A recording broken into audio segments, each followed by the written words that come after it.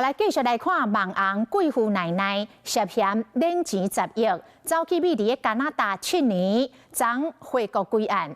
尾也是以200万来交保，限制出境出海，而且是电子科技来监控。讲伊倒来台湾，才早23万，佮一度请求检察官降低交保金，但是无核准。最后是让伊的老爸甲亲戚朋友借钱，才来装着交保金。会觉得交保金额太高吗？贵妇奶奶苏丹短昨伫检察官复讯超过4点钟后交保，面对记者伫问，拢无讲话，佮雄雄找无接伊的车。不是，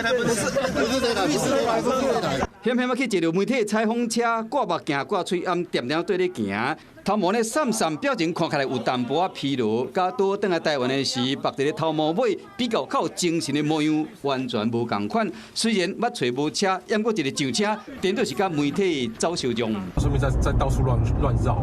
油门站落连面倒连面正弯，先到南港，又搁驶到台北市区，煞来搁驶转去南港，最后消失伫车阵中。贵妇奶奶除了以200万交保以外，嘛被限制出境出海加住所，佮都要用电子科技监控。虽然甲伊前男朋友黄柏坚被指控讲吸收资金几亿，不过这摆交保金听讲都要靠亲戚朋友去借钱。边面媒体曝光，伊倒来台湾，敢若早前男朋友予伊1万块的加拿大的钱，差不多是23万的新台票。最后是以200万交保，伊捌请求检察官降保，也过无准。买手因老爸甲朋友借钱，欠要4点钟，交保金才停掉。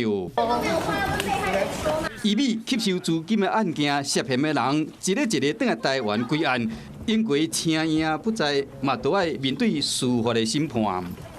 你好，我是宋彦明。想掌握最及时的新闻资讯吗？赶紧订阅、按赞、开启小铃铛，锁定华视新闻 YouTube 频道。